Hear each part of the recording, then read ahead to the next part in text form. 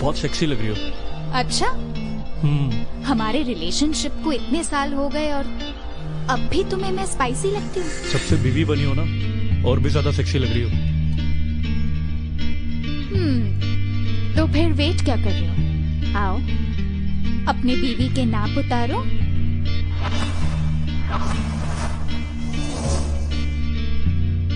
Yes sir. आइए विक्रम जी, आइए please.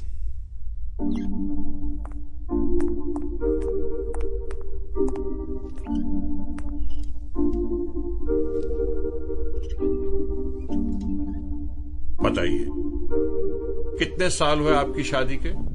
Sir 2 साल पहले। कब फैसला लिया डिवोर्स? सर 1 साल पहले। वकील साहब, आप मेरे माथे को जरा गौर से देखिए। मेरे माथे पे कोयले से कहीं सी लिखा हुआ है क्या? देखिए देखिए देखिए। नहीं सर। तो फिर आप बना क्यों रहे हैं? शादी इनकी हुई है, आप जरा इनको बोलने दीजिए। और याद रखिए, मैं एक मैजिस्ट्रेट हूं, आपके गली का नाई नहीं जो चकलसबाजी करने के लिए कोर्ट आता है। Sorry sir. Please be sorry. तो कब हुई थी शादी? जी वो 1 साल हो गया। और डिवोर्स का फैसला कब लिया? 1 साल हो गया। अरे अच्छा, मतलब शादी करते ही, सुहागरात के प्रोग्राम से पहले ही आप लोगों ने डिवोर्स का फैसला ले लिया। कमाल है। अजी विक्रम साहब, आप तो वकील साहब की तरह नहीं लगते। शक्ल से समझदार मालूम होते हैं आप, हैं? थोड़ा जोड़ घटाव करके बोला करिए।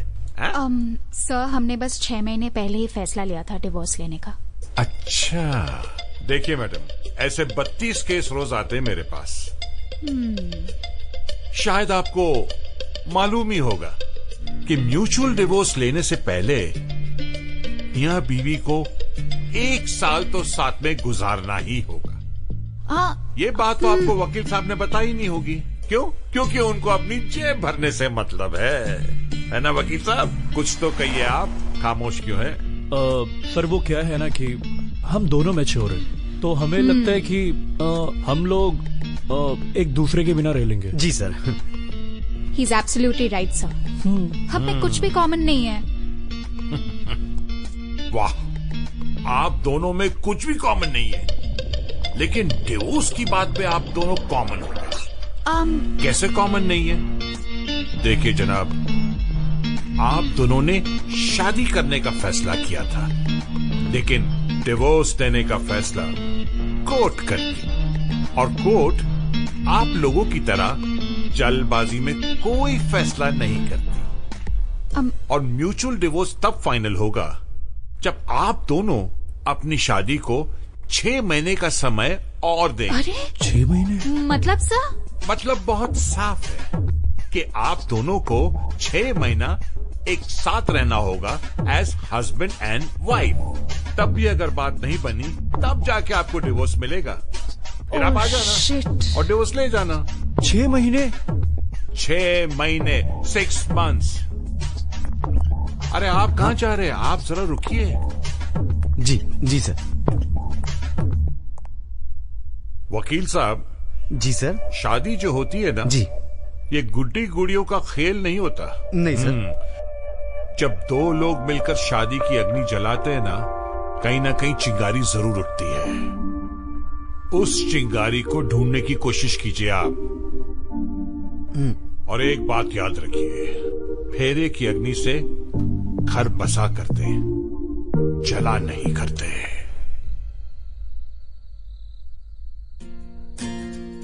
ओ, आगे।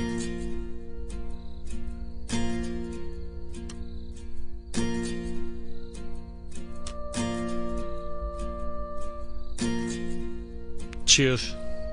Cheers. यार वनीता, हम किस मोड़ पे आ गए ना? ये कैफे तो हमारे घर के रास्ते में पड़ती है ना, सो आ गए। अरे मैं कैफे में आने की नहीं, जिंदगी में आने की बात कर रहा हूँ। ये अचानक से हमारे प्यार पे क्या हो गया? इतना प्यार था हमें, तुम्हें याद है? हमारा हनीमून। हाँ याद है।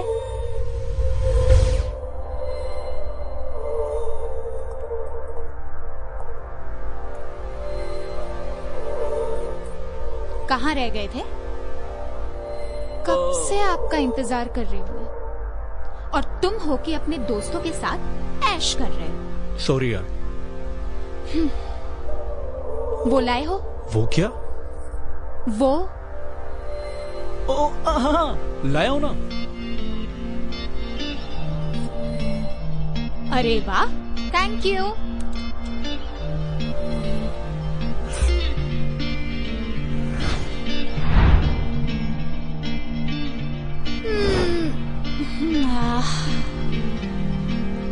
मजा आज बहुत सेक्सी लग रही हो। अच्छा। हमारे रिलेशनशिप को इतने साल हो गए और अब भी तुम्हें मैं स्पाइसी लगती हूँ? सबसे बीवी बनी हो ना, और भी ज्यादा सेक्सी लग रही हो। तो फिर वेट क्या कर रहे हो? आओ अपने बीवी के नाप उतारो।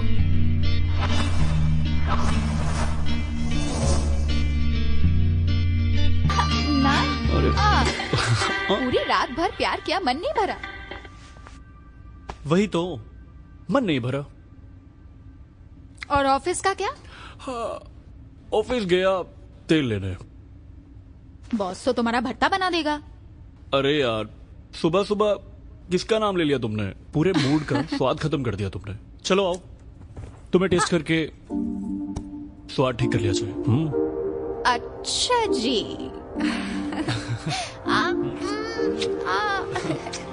अरे अरे अरे,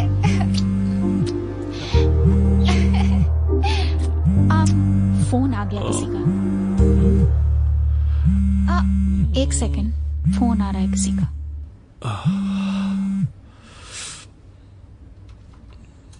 हाँ Suraj, I am fine, thank you so much.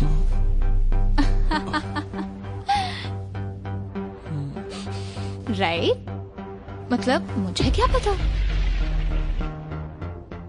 अच्छा ग्रेट, मुझे नहीं पता। Oh really? ओके ओके, अच्छा अच्छा, मैं तुम्हें बाद में कॉल करती हूँ। अरे तुम कहाँ जा रहे हो? कहाँ जाऊंगा, ऑफिस जा रहा हूँ। पर तुमने तो कहा था ऑफिस गया तेल लेने। तो क्या करूँ, नहीं जाऊँ क्या ऑफिस? झक मारूं क्या घर पे बैठ के?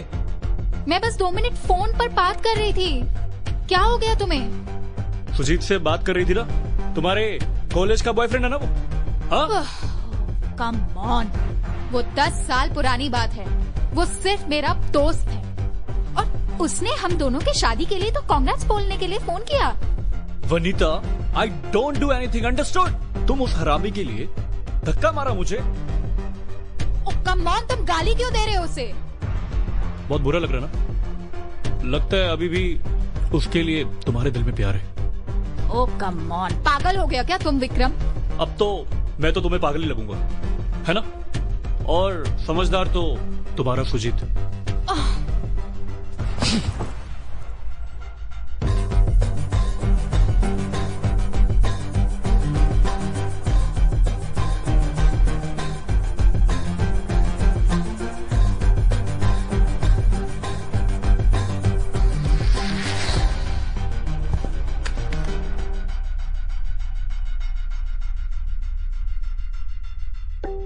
मत जाओ वनीता। तो क्या यहाँ रहकर एक दूसरे का खून कर दे?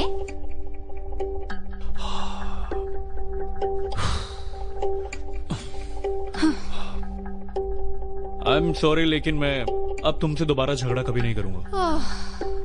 शादी का 1 महीना हो चुका है और हर दूसरे दिन तुम यही बोल के फिर से झगड़ा करने लगते हो। That's because I am possessive about you, darling.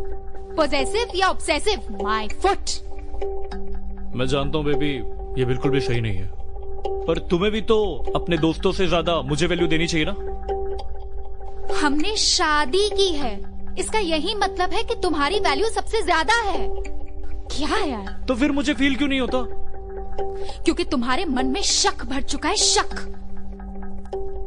तो इस शक को खत्म करना किसकी जिम्मेदारी है, बताओ?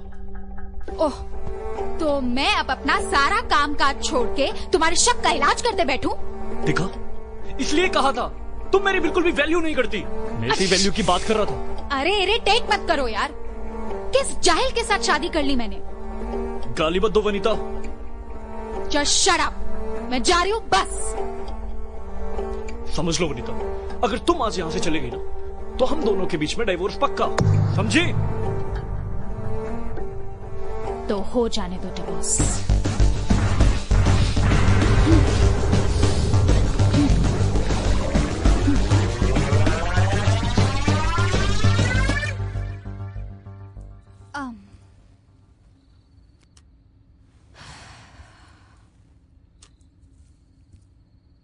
शायद वनीता हम कभी एक दूसरे को समझ नहीं पाए। You're right. You know, Vikram, जब हम गर्लफ्रेंड बॉयफ्रेंड थे तब हमें कभी एहसास ही नहीं हुआ कि एक दिन हमारे बीच में इतना बड़ा झगड़ा हो जाएगा। शायद लोग सही कहते हैं, शादी होने के बाद ना प्यार खत्म हो जाता है। ऐसा नहीं है, अगर प्यार सच्चा हो तो झगड़ा हो ही नहीं सकता। मैं भी तो सच्चा प्यार करता था तुमसे। तो फिर शक क्यों करते थे? तुम भी तो मेरी इंसल्ट करती थी ना। वो इसलिए क्योंकि तुम मुझ पर शक करते थे। ओके बाबा, लेट्स नॉट फाइट अगेन, वरना ये लड़ाई ना ऐसी चलती रहेगी। I know you are right Vikram. You know, हमारे बीच प्यार तो था पर हम एक दूसरे के साथ कंपैटिबल कभी थे ही नहीं, और ना है। खैर, मेरी कोई बात तो सही लगी तुम्हें? विक्रम, मेरे पास एक आइडिया आया है। क्यों ना हम एक दूसरे के लिए कंपैटिबल पार्टनर्स ढूंढ ले? What rubbish! जस्ट इमेजिन, हम एक दूसरे को अच्छे से जानते हैं, एक दूसरे के लाइक्स डिसलाइक्स सब, तो हम दोनों परफेक्ट है ना एक दूसरे के लिए कंपैटिबल पार्टनर्स ढूंढने में। But how is this possible? देखो, हम दोनों अपने अपने क्राइटेरियाज लिस्ट डाउन कर लेते हैं। तुम्हारे बहुत सारे मेल फ्रेंड्स हैं, लाइकवाइज मेरे भी बहुत सारे फीमेल फ्रेंड्स हैं। हाँ? तो हम इन क्राइटेरियाज को इन पर टेस्ट करेंगे और फिर ढूंढ लेंगे एक दूसरे के लिए परफेक्ट कंपैटिबल पार्टनर्स। आइडिया बुरा नहीं है। तो चलो लिस्ट कर लेते हैं अपने अपने क्राइटेरियाज। Okay, perfect.